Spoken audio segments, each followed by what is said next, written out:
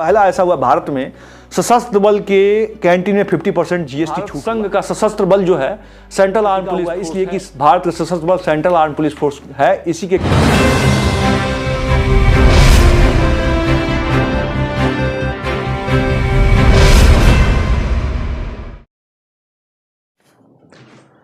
आप सभी को नमस्कार। ताल ठोक के मुद्दे के साथ आपके बीच में लोकेश कुमार सिंह। आप देख रहे हैं कि दुनिया में क्या चल रहा है, क्या नहीं चल रहा है, तमाम चीजें आपको दिखाई दे रही है।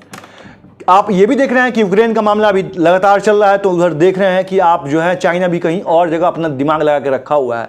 लेकिन तमाम चीजें इस प्रकार से युद्ध स्तर पर हो तो रही है, लेकिन भारत में चुनाव भी बहुत युद्ध स्तर पर हो रहा है। लगातार कंपनियां मार्च कर रही है, कभी झारखंड चुनाव, तो कभी छत्तीसगढ़ चुनाव, तो कभी राजस्थान चुनाव, तो कभी आपको जो है महाराष्ट्र चुनाव। अब तो इसके बाद जो है दिल्ली का चुनाव भी देखने को आ रहा है। बहुत लोगों के उम्मीदें और तमाम चीज़ें सजो के रखे हैं। सरकार से बड़ी उम्मीदें होती है लोगों को, और अपने राज्य सरकार से भी उम्मीदें रहती है और केंद्र सरकार से उम्मीदें होती है। उम्मीद होनी भी चाहिए। क्यों होनी चाहिए? लोग वोट करते हैं, वोट का अधिकार का जो है अपना मताधिकार का प्रयोग करते हैं और सरकार बनाते हैं। सरकार उन्हीं को बनाते हैं जिससे लोग प्रेम करते हैं। लेकिन सरकार का दायित्व भी क्या बनता है? जो लोग प्रेम करते हैं, क्या उनके बच्चों को संरक्षित करना। सरकार का दायित्व बनता है कि उनके बच्चों के साथ साथ आने वाले भविष्य को बेहतर करना। और सरकार का यह भी दायित्व बनता है कि लोगों की मांग क्या है, डिमांड क्या है, उसके आधार पर काम करना। लेकिन वर्तमान में क्या हो रहा है, तमाम चीज़ें लोग देख रहे हैं। बहुत बेहतर काम हुआ है, मोदी जी के राज में बहुत बेहतर काम हुआ है। तमाम चीज़ें हुई, रोड, सड़क, पानी, बिजली, तमाम चीज़ें हो रही है।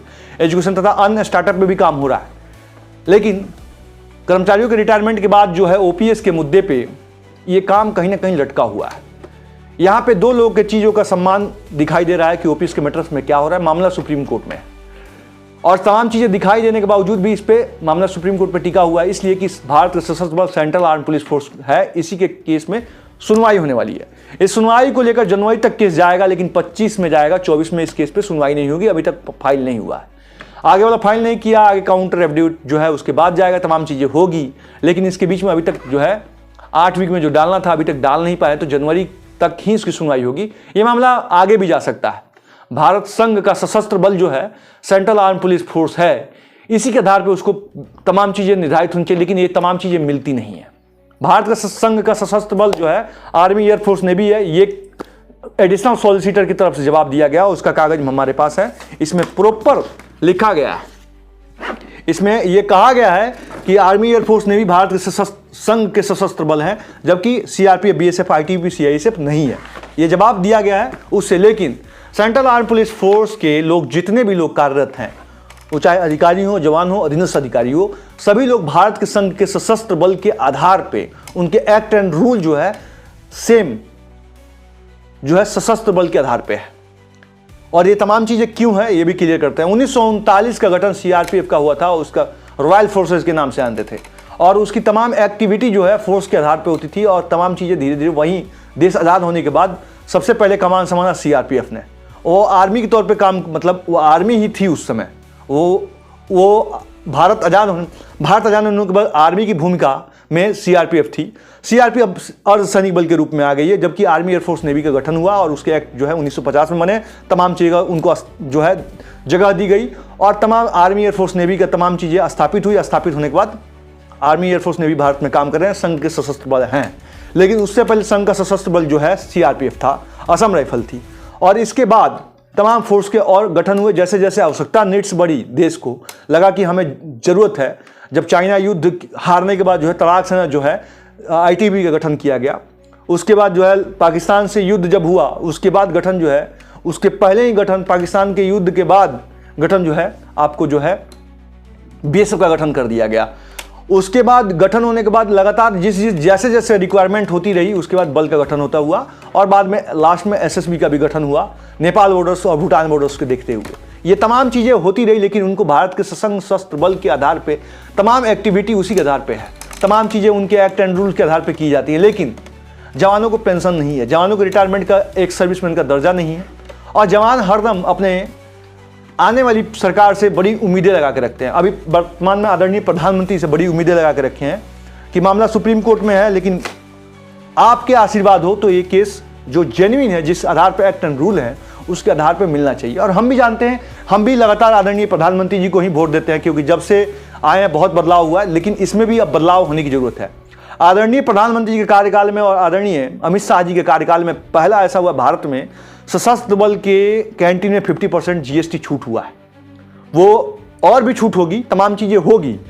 आदरणीय प्रधानमंत्री जब मुख्यमंत्री हुआ करते थे गुजरात में, तो पूरे central arm police force, army, air force, navy के जवानों के लिए बस में फ्री थी, सेवा फ्री थी। और उसके बाद जो है प्रधानमंत्री बने तो तमाम चीज़ें स्थापित कर रहे हैं, लेकिन देश में पहले से जो तमाम जगह जो खाली लूप होल था उसको भरने में अभी तक टाइम लगा है। अभी इसको लूप होल को तो भर दिए हैं, लेकिन सभी की नज़रें आदरणीय प्रधानमंत्री पर टिकी है कि कब तक देंगे ओपीएस उनको जो सीआरपीएफ के हैं जवान, जो बॉर्डर्स की ड्यूटी तो करते हैं, साथ में ईमानदारी पूर्वक इलेक्शन कराते हैं, अपनी जान पे बाजी खेल के छत्तीसगढ़ और नक्सली क्षेत्र में इलेक्शन कराते हैं, जम्मू कश्मीर में कराते हैं। यही जवान सीआरपीएफ के हैं जो आतंकवादियों से लोहा लेते हैं और माओवादियों से लोहा लेते हैं। यही जवान हैं जो मणिपुर में विकट परिस्थिति में खड़ा होकर अपने कुर्बानी देके देश में समव्यवस्था स्थापित करने के लिए राज्य में लगातार अपनी जो है घर परिवार को छोड़ के 8-8 महीने से वहां पर तैनात है। ये वही अधिकारी हैं जो दिन रात एक किए हुए देश को शांति व्यवस्था स्थापित करने के लिए कोविड काल में आपने देखा होगा सीआरपीएफ के लोगों को रोड पे खड़ा होते, चाहे अधिकारी हो, चाहे जवान हो या चाहे अधीनस्थ अधिकारी। ये देश हित के लिए काम करने के लिए माउंट पे चढ़ के देश के बल का मान तो गौरव बढ़ाते हैं, विश्व में पूरे देश का गौरव बढ़ाते हैं। ये तमाम अधिकारी, अधीनस्थ अधिकारी, जवान जो है एक टीम वर्क करते हैं, लेकिन जब उनके रिटायरमेंट के बाद भविष्य निर्धारित नहीं होता है, उनके जो है कार्यकाल में तमाम चीज़ें होती है, लेकिन उनके मौत के बाद तमाम चीज़ें नहीं होती है, तब दर्द होता है। और वो सवाल करते हैं, हरदम सवाल करते हैं। कोई भी सरकार आए उससे सवाल करते हैं, आंख में आंख डाल के सवाल करते हैं, पूछते हैं, लेकिन लाचारी, बेबसी दिखाई देती है। लेकिन आदरणीय प्रधानमंत्री नरेंद्र मोदी जी जब से आए हैं, ना लाचारी दिखाई देती, ना बेबसी दिखाई दे रही है। उम्मीदों के हर दम दामन थांगे हुए ये सोच रहे हैं कि ओपीएस हमारे एक्ट एंड रूल्स के आधार पर हो जाएगा। यही सवाल हमारे मन में भी होता है कि प्रधानमंत्री कौन है? हमारे ही प्रधानमंत्री हैं। अपने प्रधानमंत्री के पास बात पहुंचाने में इतना लेट क्यों, देर क्यों? और सवाल नहीं, याचक बन के मांग करने वाले लोगों को फिर दया याचिका में क्यों नहीं रखा जाता है? हर चीज को निगेटिव में क्यों दिखाया जाता है? जबकि अधिकारी, जवान, अधीनस्थ अधिकारी इतने मेहनत करते हैं जिसकी कल्पना करना बड़ा मुश्किल है। सेंट्रल आर्म पुलिस फोर्स के लोग आरओपी में तो खड़ा होते ही हैं, साथ में आपको एलआरपी, एसआरपी करते हैं। इसके बाद इलेक्शन ड्यूटी कराते हैं। इसके बाद जो है तमाम वीआईपी सिक्योरिटी में खड़े रहते हैं। तमाम जो है बड़े बड़े अधिकारी से लेकर बड़े बड़े जो हैं इंटेलेक्चुअल लोग देश के हैं, उनकी सुरक्षा में तैनात हैं। तमाम नेताजी के दरवाजे पर खड़े होने वाले वही सीआरपीएफ के लोग हैं जो जान माल की क्षति होने से बचाते हैं। ये तो है ही, साथ में बॉर्डर्स की ड्यूटी, उतनी कठिन ड्यूटी जहां पे कल्पना करना बड़ा मुश्किल है, जहां हर चीज पत्थर हो जाता है, वहां ड्यूटी करते हैं। -30 डिग्री 50 डिग्री तापमान में जाके ड्यूटी करते हैं। और आप ये समझ सकते हैं, इतना करने के बावजूद भी संघर्ष करना पड़ता है, कोर्ट में लड़ते हैं। अब रही बात कि कौन कौन लोगों का केस जो है सुप्रीम कोर्ट में लगा हुआ है ओपीएस के मुद्दे पे, तो सुन लीजिए। महिपाल सिंह 2006 के हैं। महिपाल सिंह सीआरपीएफ के रहने वाले हैं, सीनियर भी हैं एज में। इनका केस जो है सबसे पहले टैग जो हुआ है उसमें सीनियरिटी के आधार पर हुआ है। उसके बाद लोकेश कुमार आर्या, रविकांत नेगी और बेनी बेनेट का केस जो है ऑलरेडी लगा हुआ है, जबकि एसएसबी का भी केस लगना चाहिए था और इंटरवेंशन फाइल कराने की भी कोशिश की जाएगी। ये तमाम चीज़ों केस की सुनवाई जो है सुप्रीम कोर्ट में जनवरी में होने वाली है और इस सुनवाई के बाद तमाम चीज़ें निर्धारित होगी। इसके दो पहलू हैं। अगर ये सशस्त्र बल नहीं है, उसके आधार पर अगर नहीं दिया जाता है तो सबसे पहले जवानों को अदर केस करना पड़ेगा और उसके आधार पर तमाम चीज़ें टर्न डाउन करानी पड़ेगी। एक्ट एंड रूल खारिज होगा और उसकी एक्ट एंड रूल सिविलियन के आधार पर बनेगा, क्योंकि ये तमाम चीज़ें स्थापित करती है, देश को एक अलग दिशा देती है। हर किसी को अपने इस अधिकार पे बोलने का, जीने का, सीखने का और तमाम चीज़ पाने का अधिकार है। इसी प्रकार से जवानों, हर कोई आज की डेट में अपनी मांग करता है। जब कोई नेता होता है तो अपने क्षेत्र के लिए, विकास के लिए मांग करता है। जब कोई जो है कर्मचारी बनता है तो अपने जो है सबसे पहले अपने क्षेत्र के विकास के लिए काम करता है, और अगर कोई विदेश जाता है तो अपने क्षेत्र को चमकाने के लिए तमाम टीडीएस बचा के अपने जो है क्षेत्र में काम करता है। वैसे ही सीपीएफ के विकास के लिए, आत्महत्या को रोकने के लिए और सशस्त्र बल संघ के सशस्त्र बल होने के नाते उनके विकास के लिए तमाम चीज़ें किया जा रहा है कि जवान आत्महत्या न करें।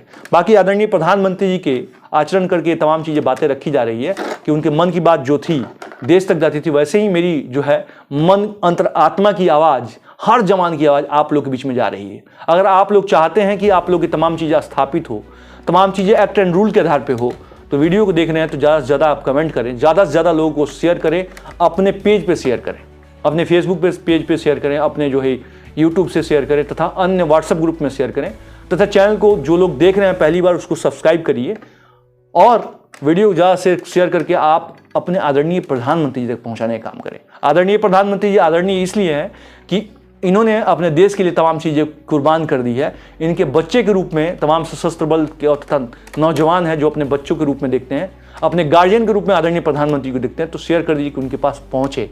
जिस दिन पहुँच जाएगा, मुझे पूरा विश्वास है कि आदरणीय प्रधानमंत्री के पास पहुँचने के बाद तमाम चीज़ें स्थापित हो जाएगी। CAPF की जो भी तमाम चीज़ें कमियाँ हैं उस पूरा होगा। मेरा पूरा आत्मीय आवाज़ है, जो बाकी भगवान जो चाहते हैं वही होता है।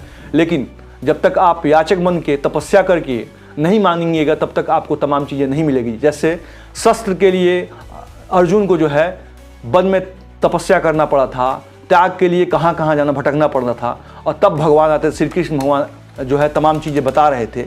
वैसे ही तमाम लोगों ने मुझे जो चीज़ें बताई हैं उसके बाद मैं बात रखता हूँ। अगर आप चाहते हैं कि प्रधानमंत्री जी को हिसाब से OPS दिया जाए तो आप लोग ज़रूर कमेंट बॉक्स में कमेंट करें। धन्यवाद, नमस्कार।